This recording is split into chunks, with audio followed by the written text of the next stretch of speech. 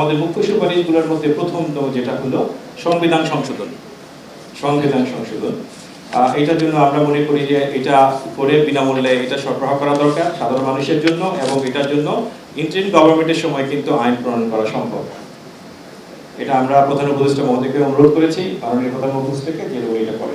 যে আইনগুলোর কথা আমরা বলেছি সেটার মধ্যে জরুরিভাবে করতে পারে স্বাস্থ্য কমিশন আইন, আমরা একটা স্বাস্থ্য কমিশন করার কথা বলেছি। হেলথ সার্ভিস আইন করা বলছি, সমস্ত হেলথ ক্যাডার বর্তমানে যে হেলথ ক্যাডারগুলো আছে এগুলোর ব্যাপারে কথা বলেছি আমরা। স্বাস্থ্য সুরক্ষা আইন নিয়ে কথা বলেছি, ওষুধের মূল্য নির্ধারণ এবং প্রবেশ অধিকারের জন্য কথা বলেছি, অ্যালাইড হেলথ প্রফেশনাল কাউন্সিল এবং বাংলাদেশ মেডিকেল রিসার্চ কাউন্সিল আইনের কথা বলেছি আমরা। Health science training and nutrition, আচ্ছা, নার্সিং। জি, বাংলাদেশ স্বাস্থ্য কমিশনের আপনারা জানেন যে সকল নীতিতে স্বাস্থ্য মানে স্বাস্থ্য একটা ইন্টারসেক্টরিয়াল বিষয়, এবং এটা বাস্তবায়নের জন্য আমরা এই যে জন্য একটি বাংলাদেশ হেলথ কমিশন, পার্মানেন্ট স্বাধীন স্থায়ী হেলথ কমিশন গঠন করার কথা বলেছি, যেটা রিপোর্ট করবে সরকার প্রধানের কাছে, এবং প্রতি সংসদে প্রতি বছর এটার বার্ষিক একটি প্রতিবেদন উপস্থাপন করা হবে। আমরা এই জন্য এটাকে 17টি ভাগে ভাগ করেছি এবং একটি স্বচ্ছ জবাবদিহিমূলক কার্যকর ব্যবস্থা নিশ্চিত করতে। বাংলাদেশ হেলথ সার্ভিসের কথা একটু আগে শুনেছেন আমার মুখ থেকে, সেটা কেন আমরা করেছি, কারণ আপনারা জানেন যে বাংলাদেশের সার্ভিসগুলো হেলথ সার্ভিসগুলো ইন্টিগ্রেটেডলি দেওয়া যাচ্ছে না। ডিজি হেলথ, ডিজি শিক্ষা, DG family planning, DG control, DG nursing এবং অনেকগুলো আছে, টিমো, নিমিউ। তো এগুলো সবকটাকে আমরা যদি একত্রিত করে বাংলাদেশ হেলথ সার্ভিস তৈরি হবে, এটাই আমাদের টার্গেট, এবং এটা স্বায়ত্তশাসিত জুডিশিয়াল ক্যাডারের মতো হবে, এবং এই সার্ভিসটা নিজেকে নিয়ন্ত্রণ করতে পারবে, সরকার বছরে বাজেট দিয়ে দিবে। এটা বিকেন্দ্রীকরণ করার কথা বলা হয়েছে। বিকেন্দ্রীকরণে আমরা বলেছি যে শুধুমাত্র আমাদের প্রফেসর আজাদ স্যারের কাছ থেকে আপনারা শুনেছেন যে ঢাকা সহ সারা বাংলাদেশে এটার জন্য স্বাস্থ্য সেবাটাকে পুরোপুরি বিকেন্দ্রীকরণ করে দেওয়া, রিজনাল হেলথ অথরিটি তৈরি করা, এর মধ্যে বিশেষ করে পার্বত্য অঞ্চলের জন্য একটা আলাদা। বাংলাদেশ হেলথ সার্ভিসের জন্য রূপান্তরের কথা এর মধ্যে এইটা আপনি দেখেছেন এবং আমরা বলেছি প্রস্তাবিত রূপান্তরগুলো কিভাবে হবে বিস্তারিত আর গেলাম না, কিন্তু একটি বিষয় আমরা গুরুত্বের সাথে দিয়েছি যে আমরা দেখেছি যে বাংলাদেশের নিয়োগ প্রক্রিয়াগুলো যোগ্য মানুষগুলো প্রায় আসতে পারেন না, সেই জন্য যোগ্যতা, স্বচ্ছতা, রাজনৈতিক নিরপেক্ষতা বজায় রেখে নির্বাচনী প্রক্রিয়া এবং নিয়োগ করার কথা বলে সার্চ কমিটির কথা। আমরা দেখেছি যে প্রায় সময় হেলথ সার্ভিসে যিনি প্রধান হবেন, উপপ্রধান হবেন, মহাপরিচালক যিনি হবেন বা মেডিকেল বিশ্ববিদ্যালয়ের উপাচার্য হবেন, এটা সার্চ কমিটির মাধ্যমেই এগুলা বিবেচনা করে বের করে উপযুক্ত মানুষগুলোকে পদায়ন করা হবে। একটি স্বতন্ত্র পাবলিক সার্ভিস কমিশন গঠন করতে হবে। এই জিনিসগুলো কিন্তু সরকার আইন করে করতে পারে। আমরা প্রাথমিক স্বাস্থ্য সেবা কেন্দ্র গ্রামে এবং শহরে আপনারা জানেন যে প্রাথমিক ডাক্তাররা আজকেও সকালবেলায় কথা হচ্ছিল যে কোথায় রোগীরা যাবেন তারা জানেন না, শহরে কোথায় যাবেন, সরাসরি হাসপাতালে হচ্ছে, প্রাইভেট চলে যেতে হচ্ছে, কিন্তু একজন জেনারেল প্র্যাকটিশনার বা প্রাইমারি কেয়ার ফিজিশিয়ানের কাছে প্রথমে উনি অ্যাটেন্ড করবেন। শহর অঞ্চলে এখন নাই, সেটা তৈরি করা হবে, এবং গ্রাম অঞ্চলে ইউনিয়ন পর্যায়ে এটা করা হবে, এবং এইটা সরকার এই সময় পারবেন, এবং এই সময় এই জায়গাটাতে সার্ভিসটা পুরোপুরি ফ্রি হবে, এবং এইখান থেকে রোগীদের রেফারেল করা না হলে জেনারেলি কোনো রোগী উপরে ফ্রি সার্ভিস পেতে পারবেন না। সুতরাং আমাদের একটা রেফারেল কাঠামোগত ব্যবস্থা থাকবে।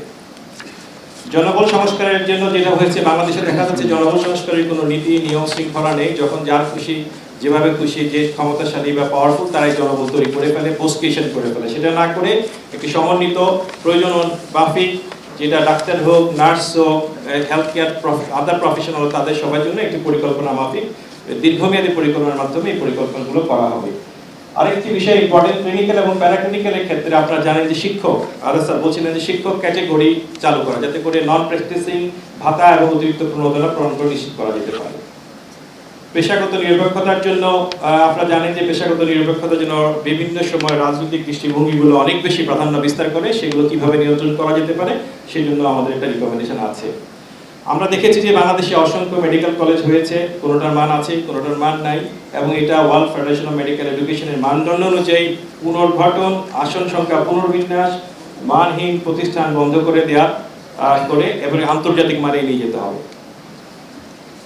স্বাস্থ্য অর্থায়নের কথা বলা হয়েছে, যেখানে জাতীয় আয়ের কমপক্ষে জিডিপির কমপক্ষে 5% যাতে করে ওভার দি টাইম করা হয়, এবং জাতীয় বাজেটের জন্য 15% বরাদ্দ দেওয়া হয়, সে ব্যাপারে কিন্তু আমাদের জোর সুপারিশ দেওয়া হয়েছে। আর এছাড়া আছে জাতীয় জাতীয় নিরাপত্তা, বিশেষ করে অর্থনৈতিক উন্নয়ন নিরাপত্তা জাতীয়ভাবে খুবই গুরুত্বপূর্ণ, এবং এই মানে সকল নিজেদের স্বাস্থ্যের জন্য স্বাস্থ্যের প্রভাব মূল্যায়ন, স্বাস্থ্য বান্ধব রাজস্ব নীতি প্রণয়ন করা। বেসরকারি খাতের আপনারা জানেন যে বাংলাদেশে একটা বিপুল সার্ভিস বেসরকারি খাত দিয়ে থাকে। এই বেসরকারি খাত এবং সরকারি খাত প্রতিটা ক্ষেত্রে যাতে একটি খাত আরেকটি খাতকে সমন্বয় করতে পারে, অংশগ্রহণ করতে পারে, সেটা নিশ্চিত করা হবে এবং আমরা সেই প্রস্তাবনাগুলো দিয়েছি। তবে আমরা বেসরকারি খাতে যাতে করে মূল্য নিয়ন্ত্রণ করা যায়, সে প্রতিটি সেবার মূল্য যেন নিয়ন্ত্রিত হয়, এবং এই জন্য আমরা একটি প্রস্তাবনা করেছি অতিরিক্ত মহাপরিচালক বেসরকারি হাসপাতাল ও ডায়াগনস্টিক, এর মাধ্যমে এগুলো মূল্যগুলো নির্ধারিত হবে।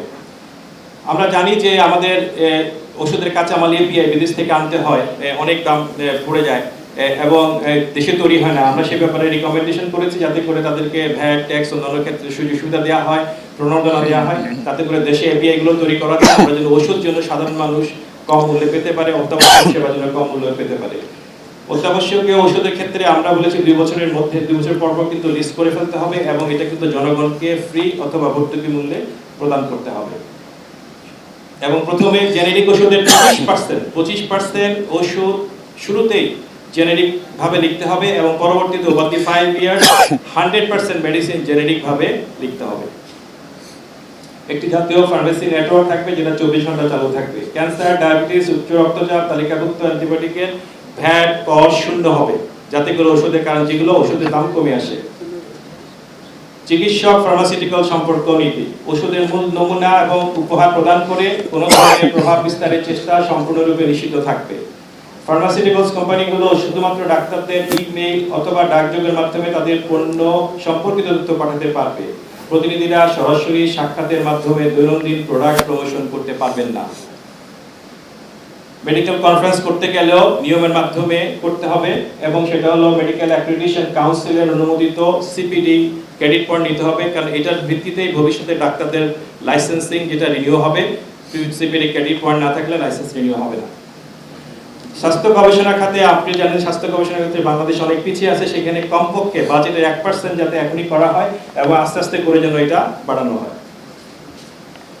জনস্বাস্থ্য শিক্ষাগুলোকে আবার নতুন করে কিভাবে কাজ করা যায়, বিশেষ করে এটার একটা সংস্কার করার প্রস্তাবনা দেওয়া হয়েছে।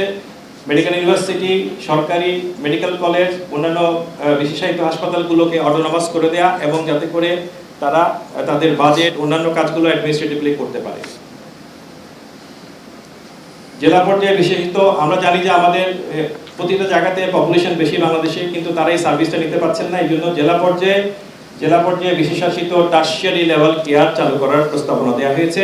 উপজেলা লেভেলে সেকেন্ডারি, জেলা পর্যায়ে টারশিয়ারি, এবং প্রত্যেকটা ডিভিশনে একটা করে আন্তর্জাতিক মানের আঞ্চলিক রেফারেল হাসপাতাল করার প্রস্তাবনা দেওয়া হয়েছে। এটা সরকারি অথবা পাবলিক প্রাইভেট পার্টনারশিপ দুটোতেই হতে পারে। স্বাস্থ্য সুরক্ষার বিষয়ে আপনারা জানেন যে আমাদের স্বাস্থ্য সেবা গ্রহীতাদের অনেক রকম অভিযোগ থাকে, এই জন্য একটা ডিজিটাল অভিযোগ নিষ্পত্তির প্ল্যাটফর্ম গড়ে তুলতে বলা হয়েছে, এবং যাতে করে কাউন্সিলগুলোকে পাওয়ারফুল করার কথা বলা হয়েছে, এবং পাশাপাশি যাতে করে 90 দিনের মধ্যে কাউন্সিল যেন যে কোনো অভিযোগে নিষ্পত্তি করে সেই সময়সীমা বেঁধে দেওয়া হয়েছে। এবং এই পাশাপাশি বিভিন্ন জায়গাতে এই সমস্ত ঘটনার জন্য সহিংসতা রোধে বাংলাদেশ পুলিশের একটি মেডিকেল পুলিশ ইউনিট করার জন্য, প্রশিক্ষিত ইউনিট করার জন্য প্রস্তাবনা দেওয়া হয়েছে। আমরা জরুরি কিছু নেটওয়ার্ক তৈরি করেছি, প্রস্তাবনা দিয়েছি, যেমন জরুরি স্বাস্থ্যসেবা বাংলাদেশে একেবারেই নাই বললেই চলে, তার জন্য একটা বিশেষ সেবা, এটা বিশেষ বিষয় হিসেবে বিবেচনা করা এবং বিশেষজ্ঞ তৈরি করা, এবং সেকেন্ডারি টারশিয়ারি লেভেলে সব জায়গাতে যেন জরুরি বিশেষজ্ঞরাই সেবাটা দেন সেটা নিশ্চিত করার জন্য বলা হয়েছে। জাতীয় সেবা ফার্মেসি, ডায়াগনস্টিক সেবা, রক্ত সঞ্চালন, অ্যাম্বুলেন্স নেটওয়ার্ক গঠন করার জন্য জাতীয়ভাবে নেটওয়ার্ক করার প্রস্তাবনা দেওয়া হয়েছে। এগুলো সবগুলা ডিজিটাল প্ল্যাটফর্মের সাথে সংযুক্ত থাকবে। আমাদের স্বাস্থ্য আইডি বা স্মার্ট কার্ডের স্বাস্থ্য প্রস্তাবনা দেওয়া হয়েছে।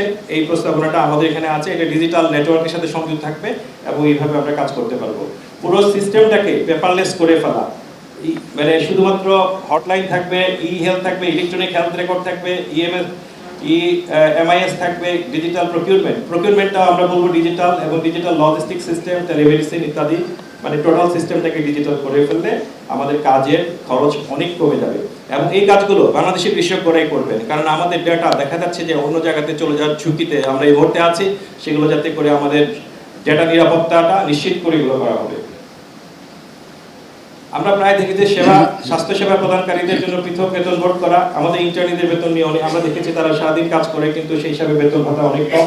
পোস্টগ্রাজুয়েট স্টুডেন্টদের আমরা প্রায় সমস্যা দেখি, নার্সদের বেতন নিয়ে সমস্যা, স্বাস্থ্যকর্মীদের সমস্যা, বেসরকারি প্রতিষ্ঠানগুলোতে এক এক জায়গায় এক এক রকম বেতন দেয় কিন্তু কোনো কাঠামো নাই। যে কোনো একটি স্ট্যান্ডার্ড কাঠামোকে ফলো করার জন্য আমরা সুপারিশ করেছি। বাংলাদেশ কিন্তু প্রচুরভাবে বিদেশের, আপনারা জানেন যে প্রায় $4 বিলিয়ন to $6 বিলিয়ন কিন্তু প্রতি বছর আমাদের রোগীরা দেশের বাইরে চলে যাচ্ছেন এবং এইটার জন্য ওই সেবাগুলো যদি বাংলাদেশে অ্যাভেলেবেল হয়, সেটা বান্ধাত্ব হোক, ক্যান্সার হোক, কার্ডিওভাস্কুলার সার্জারি হোক, কিডনি ট্রান্সপ্লান্টেশন হোক, লিভার ট্রান্সপ্লান্টেশন, সেগুলো যদি বাংলাদেশে করা যায় সেজন্য আমরা যুক্তিযুক্ত প্রস্তাব দিয়েছি। আমাদের অনেক প্রবাসী বাংলাদেশি চিকিৎসক, নার্স, প্রযুক্তিবিদ, অন্যান্য স্বাস্থ্যসেবাকেরা দেশের বাইরে কাজ করে। আমরা চাই তাদেরকে বাংলাদেশে এনে আমাদের সাথে সংযুক্ত করে কাজে তাদের অংশ নেয়, সেরকম একটি বিশেষ নীতিমালার প্রস্তাবনা আমরা দিয়েছি। ফুড, ড্রাগ অ্যান্ড আইভিডি ডিভাইস প্রশাসন গঠন করা এই মুহূর্তে নাই, সেটা নতুন করে করা, এটা অনেক বেশি স্ট্রং করা, সেই প্রস্তাবনাগুলো আমাদের এখানে রয়েছে। নারী স্বাস্থ্যকে আমরা বিশেষভাবে গুরুত্ব দিয়েছি। আপনারা জানেন যে আমাদের জনসংখ্যার একটা বিরাট অংশ নারী, এবং নারী স্বাস্থ্য শুধুমাত্র ম্যাটারনাল হেলথ না, নারী স্বাস্থ্যকে আমরা মনে করি জাতীয়ভাবে অত্যন্ত গুরুত্বপূর্ণ এবং এই জন্য একটি নারী স্বাস্থ্য ইনস্টিটিউট তৈরি করা, প্রতিষ্ঠা করা অত্যন্ত জরুরি। তার ভিত্তিতে সারা বাংলাদেশের নারীদের স্বাস্থ্য সেবাটা প্রদান করা হবে। স্বাস্থ্য খাতে অর্থায়ন শুধুমাত্র করলে হবে না, যাতে করে গভর্নমেন্ট যেন একটা স্বাস্থ্য সুরক্ষা, এমন একটি অর্থায়ন সুরক্ষা আইন থাকে যাতে করে গভর্নমেন্ট যেন প্রতি বছর এই 5% পর্যন্ত যাওয়ার জন্য অর্থবরাদ্দ নির্দিষ্ট থাকে এবং টাকা যেন অবশ্যই দেওয়া হয়, এই নিয়মগুলো থাকা এবং স্বাস্থ্যসেবার অন্যান্য কাজগুলোকে করা এবং ক্লিনিক্যাল ফার্মাসিস্টকে নিয়োগ করা। কারণ আমরা দেখেছি যে ওষুধপত্রগুলো বিভিন্ন জায়গাতে প্রপারলি দেওয়া হয় না এবং অপচয় ঘটে, সেই জন্য হাসপাতালগুলোতে ক্লিনিক্যাল ফার্মাসিস্ট দেয়া এবং সেখানে ওদের লেডার তৈরি করা। এই রূপান্তর প্রক্রিয়াতে আমরা 2 বছরের আমরা মনে করেছি যে পুরো হেলথ সার্ভিস রিফর্ম করতে 2 বছরের মধ্যে সময় লাগতে পারে।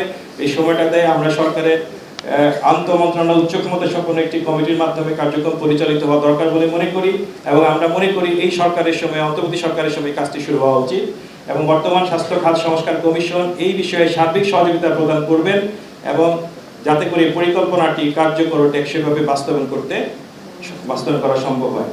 স্বাস্থ্য উন্নতি সুফল, আসুন আপনারা অনেক ধৈর্য ধরে আমাদের কথা শুনেছেন, এই জন্য অনেক অনেক ধন্যবাদ।